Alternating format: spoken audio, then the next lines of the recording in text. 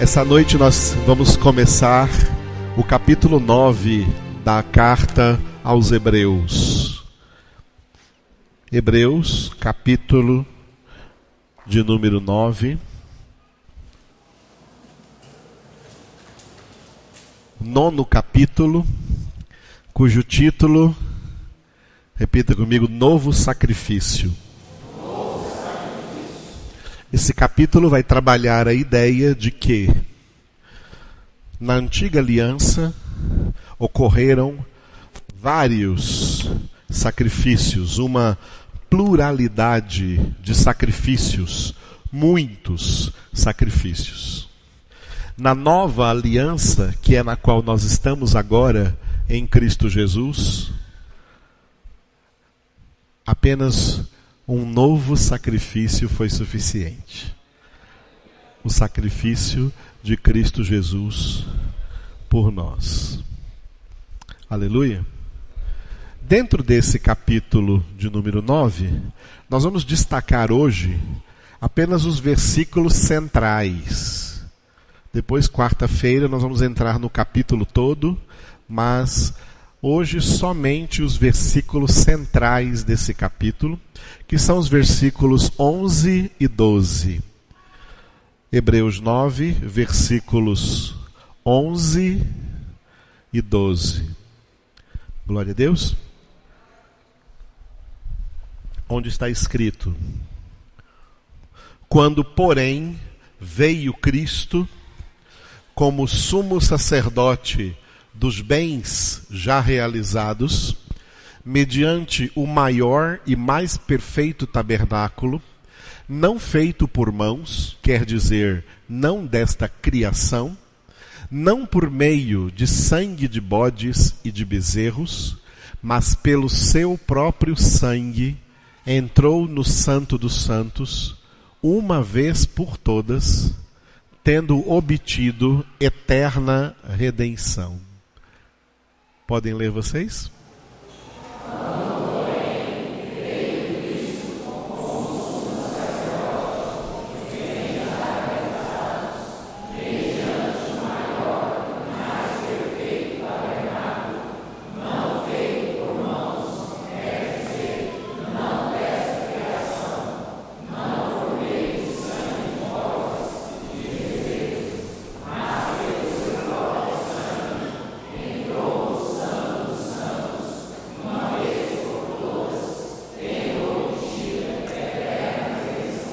Aleluia! Através do seu sacrifício, a sua morte na cruz do Calvário, Jesus obteve para nós a eterna redenção. Aleluia! Diga, eterna redenção. Esse texto denomina a obra da nossa salvação como eterna redenção, obtida não por meio do sangue de bodes e de bezerros e de cordeiros e de todos os animais que foram mortos no período da antiga aliança, no Antigo Testamento, sacrificados pelos sacerdotes levitas, porque esse era o sacerdócio levítico. O sacerdócio levítico acabou. Por isso que nós não matamos mais esses animais. Nós temos alguém que foi morto em nosso lugar. O Cordeiro de Deus, Jesus Cristo. Aleluia. Acabamos de cantar porque Deus é bom. Porque Deus é bom, Ele nos deu o seu Filho. Para ser o Cordeiro sem mancha, o Cordeiro perfeito, cujo sacrifício substituiria todos os demais sacrifícios realizados na antiga aliança. Em Cristo Jesus nós temos a plenitude da salvação. E através do seu sacrifício, Ele obteve por nós eterna redenção. Glória a Deus.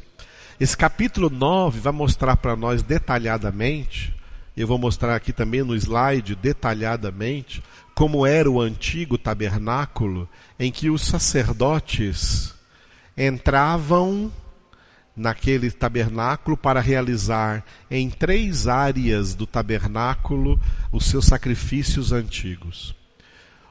O átrio era a parte mais exterior, onde o holocausto era queimado no altar dos holocaustos. O segundo cômodo era o santo lugar, onde havia a mesa com os pães da proposição e o menorá, o candelabro. E depois tinha um véu que dava acesso à parte mais interna do tabernáculo, o Santo dos Santos, junto ao qual havia o altar do incenso e a arca da aliança, com os querubins em cima, cobrindo a tampa de cima da arca, que era chamada de propiciatório. E naquele lugar somente o sumo sacerdote entrava uma vez por ano com sangue de bodes ou de bezerros ou de cordeiros e derramava sobre aquele altar. Jesus, pelo seu sangue, ele entrou num tabernáculo maior e mais perfeito. Jesus entrou no Santo dos Santos no céu. Não pelo sangue de bodes e bezerros, mas pelo seu próprio sangue, como vítima pura, sacrificada pela nossa eterna redenção. Então Jesus obteve, essa palavra aqui, no final do versículo 12, tendo obtido eterna salvação. Essa palavra, esse verbo obter, significa que Jesus ganhou, através do que ele sofreu, através da sua obediência até a morte e morte de cruz, ele adquiriu, ele ganhou diante do Pai. O Pai concedeu a ele, por causa do seu sacrifício perfeito, autoridade para nos conceder eterna redenção. Essa é a doutrina da salvação em Cristo Jesus. Um dos nomes da salvação é redenção. Diga, redenção. Por que a salvação leva o nome de redenção? É sobre essa palavra que nós gostaríamos de meditar nessa noite com vocês. Meditarmos juntos. Porque Cristo é o nosso Redentor. Não aquela imagem Cristo Redentor que tem no Rio de Janeiro. Aquilo não vale nada. Devia colocar uma bomba e explodir. Não vale nada. O nosso Cristo Redentor não está de braços abertos em cima das favelas do Rio de Janeiro, cheia de criminalidade. O nosso Cristo Redentor está sentado à direita do Pai, intercedendo por nós, e está aqui conosco, principalmente cada vez que nos reunimos em seu nome, ele está no meio de nós. E ainda mais do que estar no meio de nós, ele vive naqueles que o amam. Como Paulo disse, já não sou eu quem vivo, mas Cristo vive em mim. Aleluia. Esse é o verdadeiro Redentor. Esse é Jesus. Jesus é o verdadeiro Redentor. Nessas imagens que tem por aí, aquela do Rio de Janeiro não é a única ali, de braços abertos ali, de concreto, que não vê, não ouve, não fala, não se mexe, não pode fazer absolutamente nada. O verdadeiro Jesus pode fazer absolutamente tudo, porque ele vive e é o Senhor, o Rei dos Reis, o Senhor dos Senhores, o único Deus verdadeiro. Ele adquiriu, pelo seu sacrifício, ele adquiriu para nós eterna redenção. A palavra redenção, ela tem a sua origem no hebraico, e depois do hebraico ela veio para o grego. Esse aqui é o último slide que vamos ver hoje. As origens, origens da palavra redenção. Ali de cima está escrito em hebraico, a palavra redenção é gulá, que não tem nada a ver com gula, hein? Não confunda. Gulá é a palavra redenção em hebraico, que traduzido para o português é a palavra compra. Essa palavra foi usada lá no Antigo Testamento, onde aparece lá a palavra redenção. Onde Jó diz, eu sei que o meu Redentor vive e que por fim se levantará sobre a terra, é Gaal. Gaal é o Redentor, é o que realiza a gulá, a compra. Em grego, o Novo Testamento foi escrito em grego.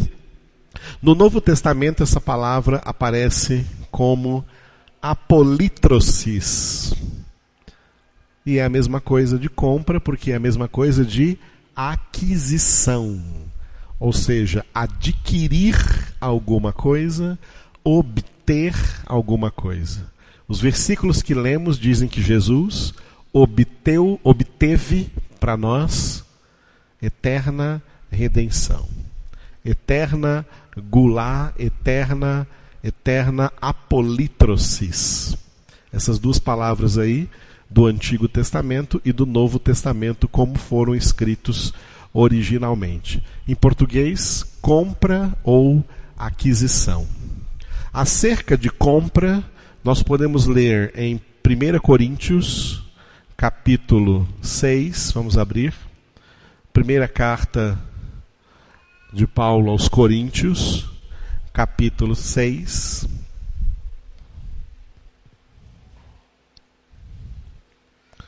Primeira carta aos Coríntios, capítulo 6, versículos 19 e 20. 1 Coríntios 6, 19 e 20. Todos abriram?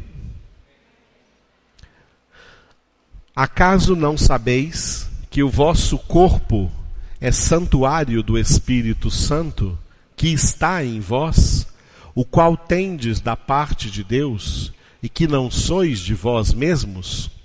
Porque fostes comprados por preço. Agora, pois, glorificai a Deus no vosso corpo. Leiam esses dois versículos.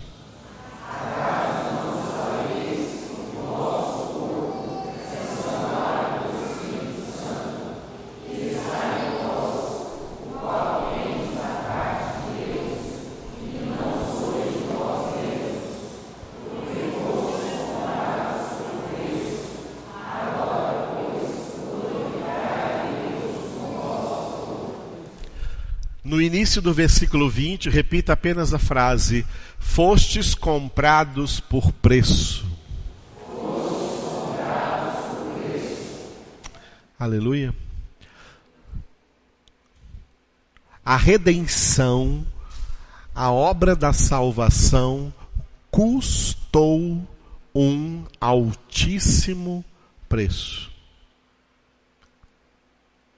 que ninguém mais no universo poderia arcar com esse valor, a não ser o próprio Deus, dando o seu Filho Jesus.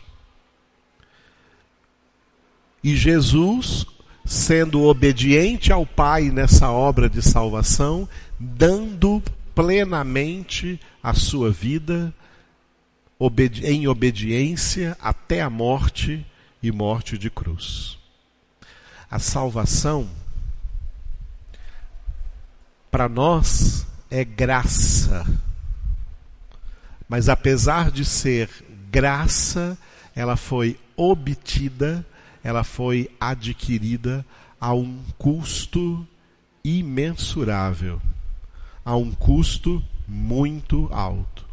Muito alto o preço que Deus pagou, o preço que Cristo Jesus pagou com o Pai e com o Espírito Santo. Tem gente por aí que está cantando músicas dizendo assim, e até pregando aí pregações, dizendo assim que o melhor de Deus ainda está por vir. Essas pessoas não conhecem nada de Bíblia e talvez não conheçam nada de Deus também. Se é que se pode dizer o melhor de Deus, então tem que se dizer que já veio. Deus já nos deu. Ele não vai mais pagar nenhum outro preço. Ele já pagou o preço definitivo pela nossa salvação. A salvação é caríssima.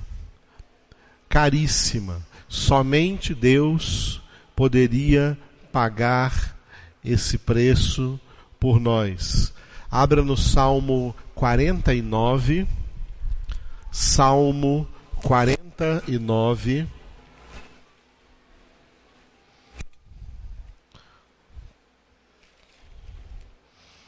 Glória a Deus.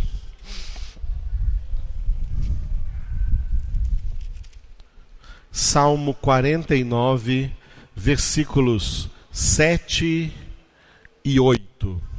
Salmo 49, versículos 7 e 8.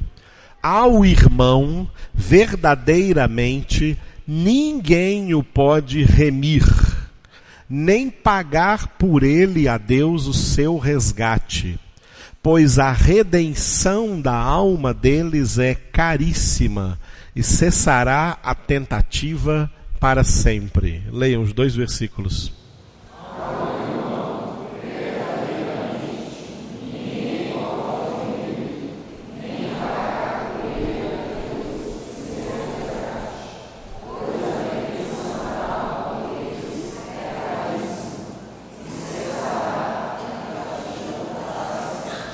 Aleluia.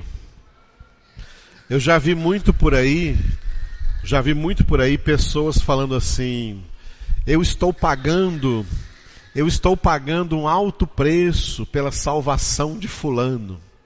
Eu já vi mulheres falando assim: eu estou pagando um alto preço pela salvação do meu marido. Já vi mães e pais dizendo assim: ó, eu estou pagando um alto preço pela salvação dos meus filhos, ou do meu filho, ou da minha filha. Já vi muita gente falando assim: ó, estou fazendo uma campanha aqui para pagar um preço pela salvação de fulano, beltrano ou ciclano. Essas pessoas estão pagando preço à toa, em vão. Isso não é bíblico, isso não existe. E, em primeiro lugar, porque nenhum preço pode ser pago pela salvação de ninguém, a não ser o preço que Deus já pagou, que Jesus já pagou. A redenção é a coisa mais cara que Deus pagou em todo o empreendimento que ele fez na criação do universo. Você já viu como as pessoas gastam para criar uma coisa, para montar uma firma? Quantos gastos que tem? Deus criou todo o universo, tudo pertence a ele, e todos os que nele vivem. Salmo 24, versículo 1 diz isso: do Senhor é a terra e tudo que nela contém, o mundo inteiro e todos os que nele habitam. Tudo é de Deus. Mas o investimento mais caro e que Deus não teve dó de investir foi pela nossa redenção. Foi pela nossa salvação.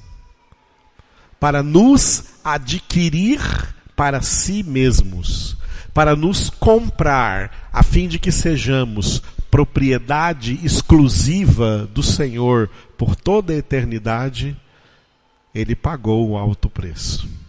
Um preço que aqui o Salmo diz, no versículo 8. O versículo 8 aí do Salmo está entre parênteses.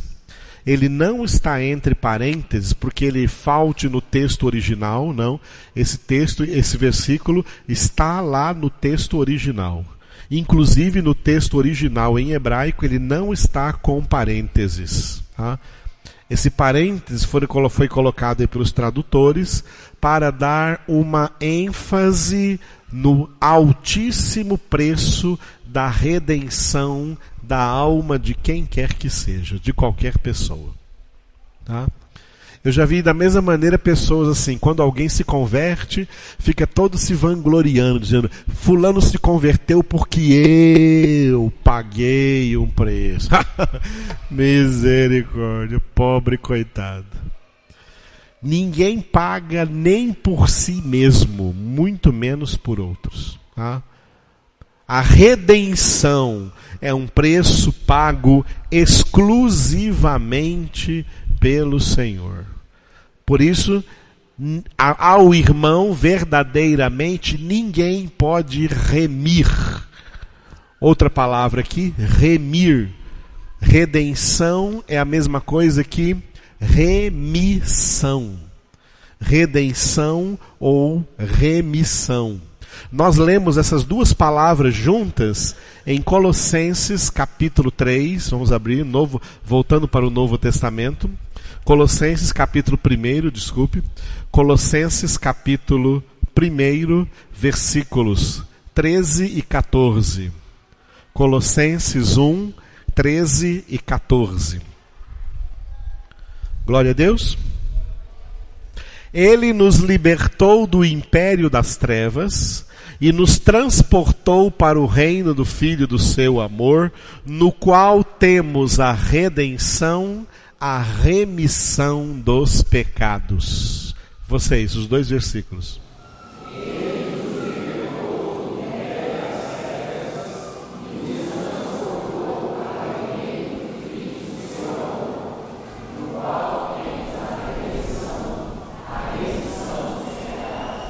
Em Cristo Jesus, o Filho do amor do Pai, nele nós temos o quê? A redenção, a remissão dos pecados. O que essas duas palavras estão fazendo aqui juntos? Redenção, remissão. Elas são sinônimas. A palavra remissão, do verbo remir, as pessoas os irmãos de mais idade aí se lembram, ainda deve existir em algum lugar, eu sei que ainda existe algum lugar por aí, que vende a prazo, comércio que vende a prazo com notas promissórias. Já compraram coisas com notas promissórias? A nota promissória, aquela nota que vende aí ainda vende aí nas papelarias, aquela nota amarelinha, né?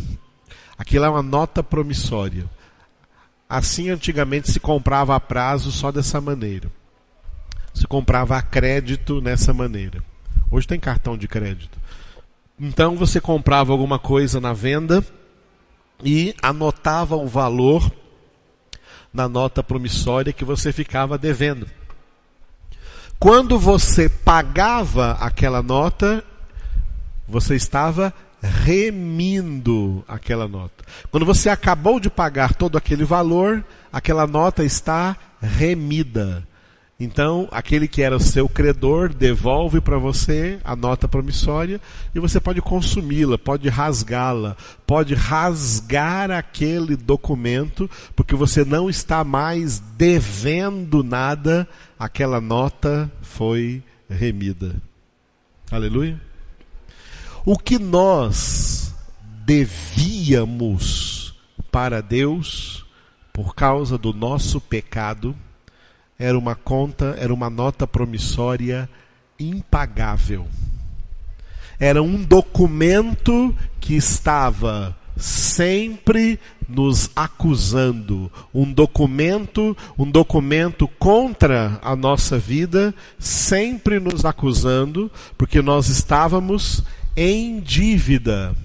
Estávamos em dívida com o Senhor por causa dos nossos pecados. Essa dívida, ela é impagável.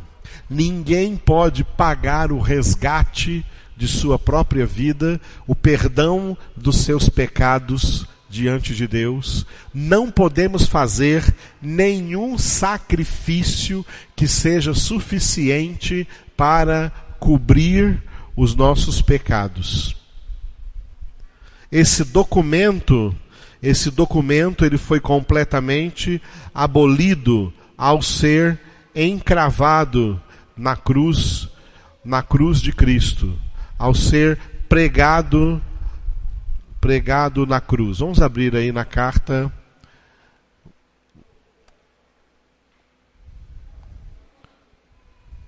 de Paulo. Vamos voltar para Filipenses. Ou é Colossenses? Colossenses capítulo 2. Nós estamos aí em Colossenses no capítulo 1. Glória a Deus. Capítulo 2, versículos 13 e 14. 13 e 14. E a vós outros, que estáveis mortos pelas vossas transgressões e pela incircuncisão da vossa carne, vos deu vida juntamente com ele, perdoando todos os nossos delitos, tendo cancelado o escrito de dívida que era contra nós e que constava de ordenanças, o qual nos era prejudicial, removeu-o inteiramente, encravando-o na cruz. Leiam vocês só o versículo 14.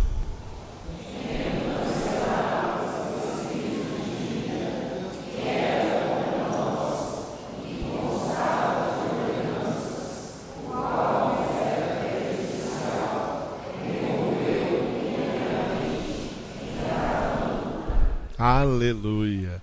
O nosso documento de dívida para com Deus foi pago pelo sangue de Jesus, pelo sacrifício de Jesus. Quando Jesus foi encravado na cruz, pregado na cruz, com ele foi pregado também o nosso documento de dívida e nós fomos remidos. Fomos remidos, fomos alcançados por eterna redenção. O preço altíssimo pelas nossas almas, pelo perdão dos nossos pecados, Deus comprou essa nota, remiu essa nota, destruiu essa nota ao encravá-la na cruz do Calvário em Cristo Jesus. A nossa dívida foi paga. Aleluia, amados. A nossa dívida foi paga. Jesus pagou a nossa dívida. Ele comprou a nossa dívida. Você já pensou que alívio? Você tem uma dívida grande, de repente chega alguém na sua casa e fala assim, olha, fulano já comprou a sua dívida. Ela não é mais sua. Já pensou o alívio que você vai ter? Porque você pensa financeiramente? Financeiramente não chega nem aos pés do que em verdade é o que nós devíamos ao Senhor, e Jesus pagou essa dívida. Jesus contou uma parábola muito interessante acerca desse pagamento de dívida em Mateus capítulo 18. Vamos abrir. Onde ele aproveitou essa questão do pagamento da dívida para dar uma lição também acerca do perdão. Que se para nos perdoar, Deus fez o que ele fez, pagou tão alto preço. Ai de nós se nós não perdoarmos a alguém por qualquer ofensa que nos fez. Porque qualquer ofensa que as pessoas nos façam, por grande que você pensa que seja essa ofensa, ela não é nada diante da ofensa que nós fizemos a Deus por sermos pecadores. E essa dívida foi paga. Em Mateus 18, Jesus conta essa história a partir do versículo 23. E ele começa o versículo 23 dizendo assim, Mateus 18, 23. Por isso, o reino dos céus é semelhante a um rei que resolveu ajustar contas com seus servos. O rei aqui é Deus e os servos de Deus, todos os homens que ele criou. Todos os homens são servos de Deus, eles devem a Deus. Eles dependem de Deus. Foram chamados à existência por Deus.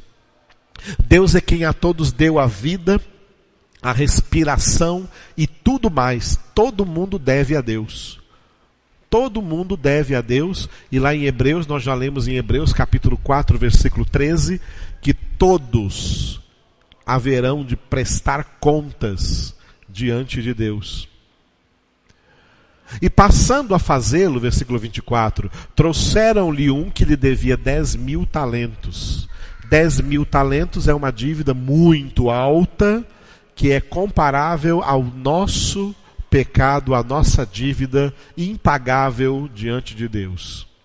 Não tendo ele, porém, com que pagar, ordenou o Senhor que fosse vendido ele, a mulher, os filhos e tudo quanto possuía, e que a dívida fosse paga. Então, o servo, prostrando-se reverente, rogou: sê paciente comigo, e tudo te pagarei. E o senhor daquele servo, compadecendo-se, mandou-o embora e perdoou-lhe a dívida.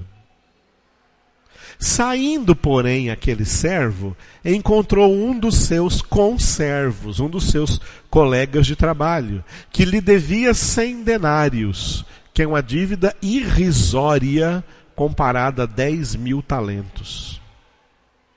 E agarrando-o, o sufocava, dizendo: paga-me o que me deves.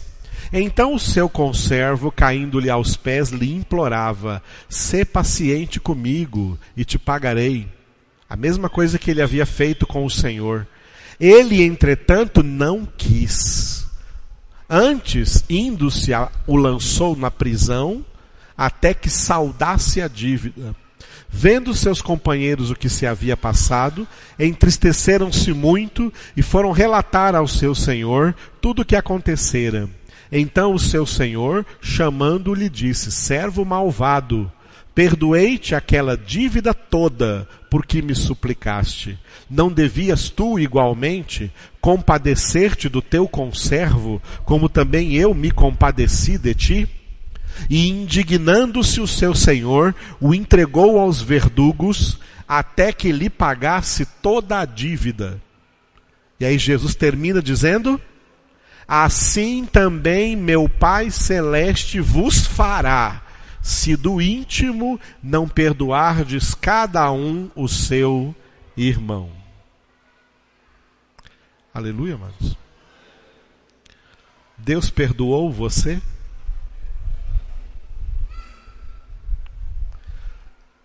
A dívida que Ele perdoou, você algum dia poderia pagar?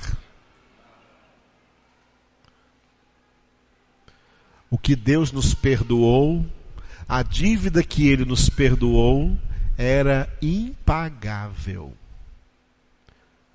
E isso faz com que qualquer, eu disse, qualquer ofensa que você receba de quem quer que seja, jamais igualará a dívida que você tinha para com o Pai, e Ele te perdoou através da obra redentora de Cristo Jesus. É por isso que aquele que não perdoa, ele está também se autodescartando da redenção divina. E não será perdoado pelo Pai. Mas aquele que perdoa, ele faz isso porque ele entendeu exatamente a doutrina que estamos pregando essa noite. A doutrina da redenção. Da caríssima redenção que nós recebemos em Cristo Jesus. O Espírito Santo está revelando para você, irmão, como é grande a obra da redenção de Cristo Jesus em nossas vidas. Fomos perdoados. Nossa dívida imensa, impagável, foi paga. Fomos remidos. A nota, o documento foi encravado na cruz. Satanás não pode usar esse documento contra nós, nos acusando de nada. Ele é o acusador, ele não pode acusar de nada, porque quando ele vem nos acusar, nós podemos dizer: arreda, Satanás, porque Jesus já perdoou os meus pecados. Já pagou o preço pelos meus pecados e eu adquiri, ou melhor, Ele adquiriu para mim o perdão, a reconciliação, a salvação. Isso é a redenção. Mas eu preciso dizer uma coisa para vocês sobre a redenção. A redenção, a doutrina bíblica da redenção, tá, define a salvação em 2 períodos de tempo.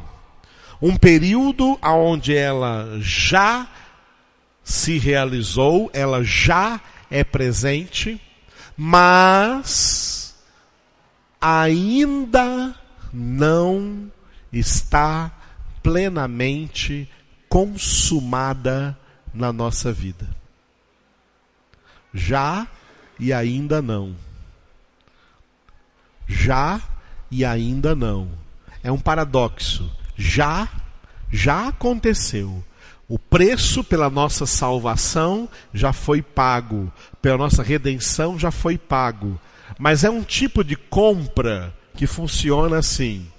É como se alguém comprasse alguma coisa, tá?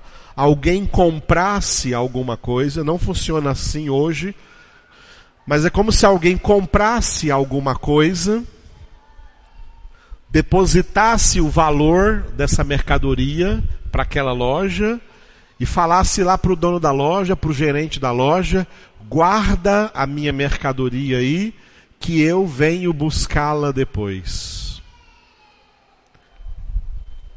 Esse buscar depois se chama resgate. Eu venho resgatar a mercadoria. Mas eu já tenho aí um penhor, porque eu já dei o pagamento, eu já depositei o valor. O valor que eu depositei é esse penhor. Mas eu venho buscar depois. Eu já comprei, eu já adquiri, mas eu venho buscar depois. Eu já paguei, o dinheiro já foi depositado, eu venho buscar depois. Quando eu vier buscar, é o resgate.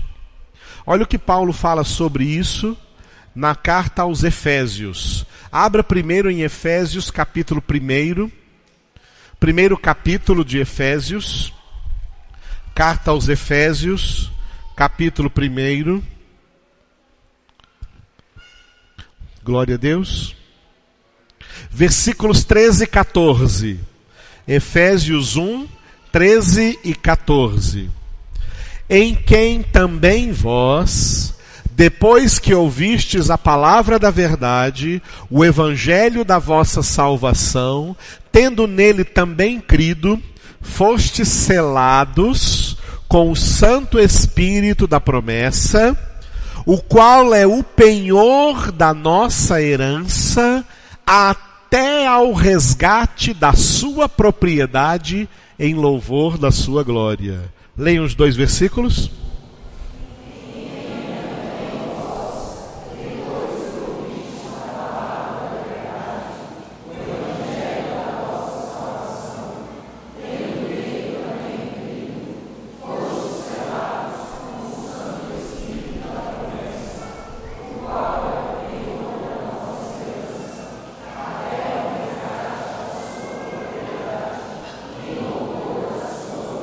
Aleluia. Olha as 3 coisas que aconteceu conosco no versículo 13. A redenção já foi realizada. A boa nova, o evangelho dessa redenção é a palavra da verdade que chegou aos nossos ouvidos. Lá, diga assim, ouvimos a palavra da verdade. O evangelho da nossa salvação. A palavra da verdade é o evangelho, a boa nova da nossa salvação. Nós ouvimos. A fé vem pelo ouvir. Romanos 10:17. Por isso, repita agora aí, está no versículo. Tendo nele também crido. Ouvimos, recebemos o dom da fé, a fé veio pelo ouvir, e terceira coisa, repita, fomos selados com o Santo Espírito da promessa. Fomos selados. O que significa isso? Olha aí, o dono da loja. Atenção, eu comprei essa mercadoria, tira ela da prateleira, tira ela da exposição, fecha, sela, deixa selado, coloca lá vendido, deixa selado e guardado, até que eu venha resgatar. O selo é o Espírito Santo. O Espírito Santo é o selo. O Espírito Santo é o penhor. Agora veja o versículo 14. O qual é o penhor da nossa herança. O Espírito Santo com o qual fomos selados é o penhor da nossa herança. Aqui, fomos selados. Ele está nos resguardando. Agora terminando o versículo 14. Repita essa frase. Até ao resgate da sua propriedade.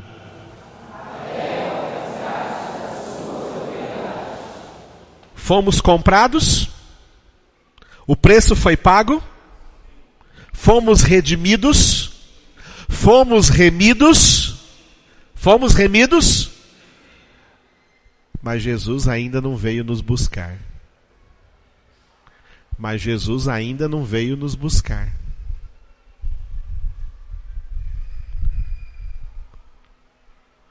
Nós temos que nos manter guardados, inviolados, até que o nosso dono, aquele que nos comprou, venha nos resgatar.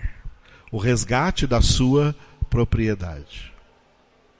Se você comprar uma mercadoria, já depositou, já pagou o valor, e essa mercadoria deve estar lá selada e guardada para você. Quando você chegar, se essa mercadoria, olha a Júlia brincando, se essa mercadoria tiver sido violada, você vai levar essa mercadoria? Opa, não, a minha mercadoria foi violada. Eu vim aqui resgatar uma mercadoria, tá? Que eu paguei por ela integralmente. Eu vim buscar a mercadoria inteira, sem violação, fechada, selada, para eu resgatar, porque é minha, eu paguei por ela. Até que Jesus venha, nós temos que permanecer santificados, separados, guardados. E dizendo assim, eu estou me guardando para o meu dono. Eu não vou pecar porque eu estou me guardando para o meu dono. Ele vem buscar a propriedade dele. E ele não pode achar essa propriedade violada. Está bem claro, irmãos? Por isso, olha o que Paulo diz ainda em Efésios capítulo 4, versículo 30. No capítulo 1 nós vimos que fomos selados pelo Espírito Santo, e o Espírito Santo é o penhor. É o penhor,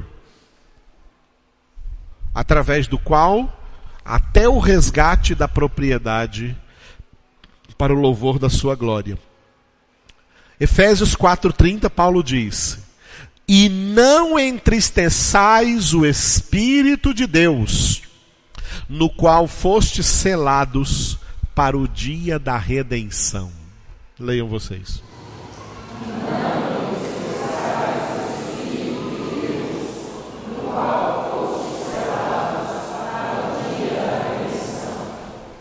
Como é que você entristece o Espírito de Deus? Violando a mercadoria. Violando a sua vida. Como você viola? Pecando. Se dando ao mundo. Se entregando ao mundo. O mundo inteiro jaz no maligno. E tudo que há no mundo é a concupiscência da carne, a concupiscência dos olhos e a soberba da vida. Fomos escolhidos e separados por Jesus do mundo. Se o mundo vos odeia, sabei que me odiou a mim antes do que a vós. Se fosseis do mundo, se vocês fossem propriedades do mundo, o mundo amaria o que era seu. Como, porém, não sois do mundo, mas do mundo eu vos escolhi. Por isso o mundo vos odeia. Eu vos escolhi, como você escolheu aquela mercadoria, e você comprou aquela mercadoria, e mandou deixar lacrada, fechada, inviolada, até ao resgate da propriedade. O resgate da propriedade é chamado aqui no versículo 30 de o dia da redenção. O dia da redenção. A redenção é a compra, ela já aconteceu. A redenção é a aquisição, ela já aconteceu. Mas o total resgate ainda não aconteceu. Até que esse resgate aconteça, temos que perseverar na nossa santificação. Não andando no conselho dos ímpios, nem se detendo no caminho dos pecadores, nem se assentando à roda dos escarnecedores, antes tendo nosso prazer na palavra do Senhor e nela meditando de dia e de noite, porque é através dessa palavra que a nossa vida é transformada por meio da renovação da nossa mente, levando todo pensamento cativo à obediência de Cristo Jesus, experimentando a vontade de Deus, que é a nossa santificação todos os dias, sem a qual ninguém verá o Senhor. O Salmo 100 diz assim: sabendo que somos dele, somos o seu povo e ovelhas do seu rebanho. Ele nos resgatou para fazer conosco uma aliança de propriedade, uma aliança de exclusividade, onde ele diz: eu serei o vosso Deus e vós sereis o meu povo. E o meu povo não é mais povo do mundo. O meu povo é santificado. O meu povo é separado. O meu povo não pensa como o mundo. O meu povo não age como o mundo. O meu povo não fala como o mundo. O meu povo não pensa como o mundo. O meu povo é diferente do mundo. Porque esse povo foi comprado por alto preço para ser minha exclusiva propriedade. E ai de quem violar a propriedade de Deus. Propriedade violada, Deus não vai querer.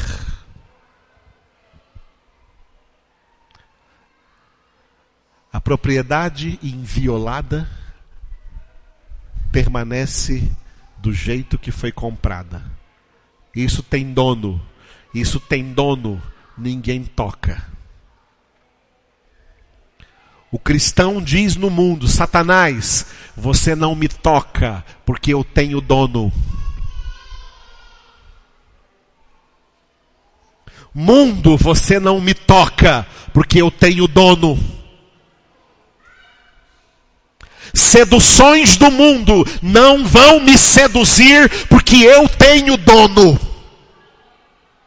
Prazeres do mundo não vão me seduzir, porque o meu prazer está no meu dono, porque ele me comprou, ele me adquiriu, eu sou sua propriedade exclusiva.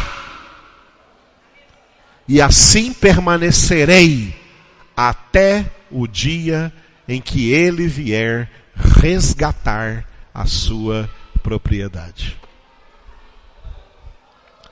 Ficou bem claro, amados? Já fomos comprados. O preço já foi pago.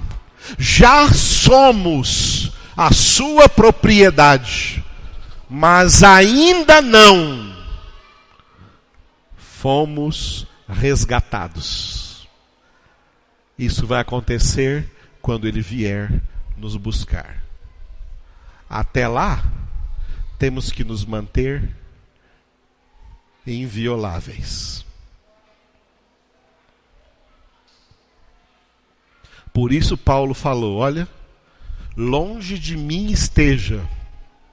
Gálatas 6,14. Longe de mim esteja gloriar-me, a não ser na cruz de nosso Senhor Jesus Cristo, pela qual o mundo está crucificado para mim, e eu estou crucificado para o mundo.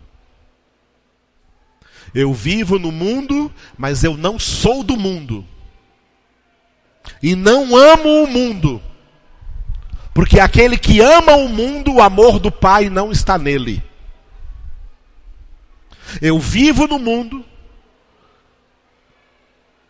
porque eu estou esperando o meu dono vir me resgatar. Mas eu não toco no mundo, o mundo não toca em mim. Eu uso do mundo apenas o que é estritamente necessário para a minha sobrevivência no mundo, e com orações, e com ações de graças. E como disse a carta de Judas, odiando até a veste, até a roupa manchada pela carne, porque essa roupa que você está usando aí, viu? Esse modelito não vai para o céu.